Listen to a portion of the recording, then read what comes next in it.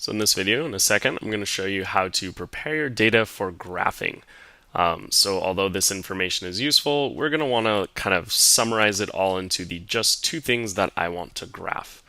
The video will pop back up in a second, and we'll walk you through that. Hi, welcome back. So last time we talked about how to fill down formulas with fixed cells. So in this case, using the dollar signs, that it didn't automatically change the row or the column. This time we're going to focus on how to actually process some data.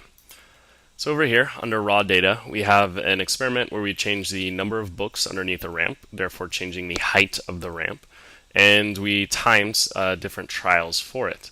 And we're going to work through how to first calculate uncertainty and then how to graph it, and that'll cover the main part of it. We'll break this into chunks.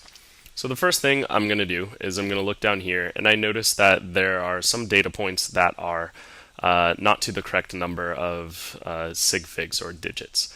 So I'm going to highlight all of my data. In fact, I'm just going to even highlight all of those columns, and I'm going to change the number of decimal points. Oops, I'm not going to change the number of books. We'll change the number of decimal points. Oh, need to do this separately. Sorry, got ahead of myself. So I'm going to select B for the column. I'm going to change the number of decimal points on that one so that it is 1 decimal point for all of them. Whereas before the 3.0 had kind of rounded off. Then for the times, I'm going to change it to 2 decimal points. So I'll go back and it's 2 decimal points for all of them. This one rounded 4.90, so that fixed that one. All right.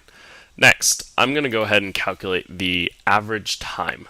So I'm going to put that over here. I'll put it in a separate column right there. I'll say average time / seconds. Important to include the units here. You'd also need to include uncertainty. We'll do that later. In this case, I'm going to hit equals and then average, and I'll type the parentheses, and then I'll highlight those 3 data points, close the parenthesis, and hit enter. If that was a little bit too fast for you, go back and watch the video on how to do formulas. In this case, we have average, and I'm going to go ahead and fill that down, and we can get the average of each of those points. Alright, so that's the first part. Next, I want to calculate uncertainty for each of those points. Now, it's important to calculate uncertainty. You're going to need to list it. What I'll tell you is that you're actually going to have to use a different program other than Google Sheets to graph your error bars, because Google Sheets doesn't do that yet. However, you can get most of the way with Google Sheets and then just download this and run this on Excel very briefly to figure out how to get the error bars and get the final graph. So in this case, to get uncertainty, my uncertainty formula is maximum minus minimum divided by 2. So I'm going to start this off as doing a maximum. Then I'm going to max time, seconds. I'll do minimum time in seconds. And then we'll combine those in a second. So first I'm going to say equals, and there's this cool formula called max. So I'll say max. I'll do the parentheses, and I want to find the maximum value between those 3 times. Close the parentheses, and it finds it. We can see here that 4.16 was the maximum value. Now you might be like, oh, why don't I just go ahead and enter 4.16 each, or 4.16, and then have it just recognize which one is which for the next one? Well, in order for it to recognize it, it needs the maximum formula. So I couldn't just say 4.16, or I couldn't just select this cell and scroll down or fill down, because it would only choose this column. So by using the max formula, it will always find the maximum. So I'll fill down on that. We can double check 0.87. 0.87 is definitely the max. And then for minimum, you might have guessed it. You hit equals and then minimum, and it's the same formula just for the minimum. I'll go ahead and fill that down. All right. Next, I want to figure out what the actual uncertainty is. So uncertainty is maximum minus minimum divided by 2. So in this case, actually, I will call this delta time. If you don't know how to insert a delta, the best way is to copy and paste it in from a normal sheet, or sorry, a normal document. So if you don't know the keyboard shortcuts, the way to do it is you'd go to File, New Document, you'd go to Insert, then you'd go here to Special Characters, and then you're going to find the correct symbol. In this case, I'll go ahead and look for the math symbols and hope it's under there. If not, you can go to other European scripts, and then in Greek, that's where the delta is. So I'm going to go back, symbol, look under math, and see if I can find the delta. In this case, the delta is right here, so I'll select it. It's already entered it. I can now copy and paste that in.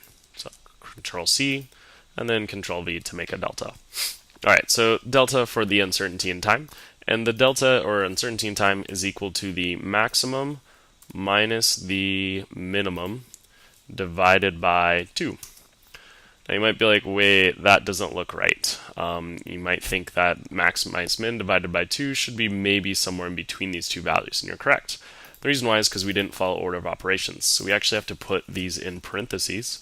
Otherwise, what it actually did was took the minimum divided by 2 and then subtracted that half of the minimum from the maximum. So now by putting it in parentheses, we get something that is closer to what it's supposed to be, which is, yes, max minus min minus 2. Sorry, I had said the wrong value before. So here we're looking at an uncertainty value of 0.16. I can now fill that down, and we get the uncertainty values for all of them. Once again, you'll need to change the decimal places to the appropriate number of sig figs. In this case, it'll be 2. So that's the basics of how to calculate it. If you wanted to skip the step of finding the maximum and minimum separately, you could alternatively, I'll do a separate column over here. You could alternatively do it in one step, which is you would say equals, you would say parenthesis to create the kind of order of operations in this case. Then you say maximum, parenthesis, and you select the 3 values for the maximum. So I select my 3 times. Then I will say, so I'm going to edit it up here at this point to make my life a little bit easier. I close that, and I say minus the minimum, and I'm just going to go ahead and type in C2 colon E2 because that's the same set that I want to use. I close that, that will find the minimum, and then I close that parenthesis and divide all of that by 2. Hit enter, and when I scroll back over here, we can see that it equals the same value. I can even fill this all the way down and notice that those will all be the exact same values in this case. They're rounded to different decimal places, so if I decrease that, we're good. So that's how you figure out the uncertainty. In the next one, we will talk about how to process a little bit more on my data.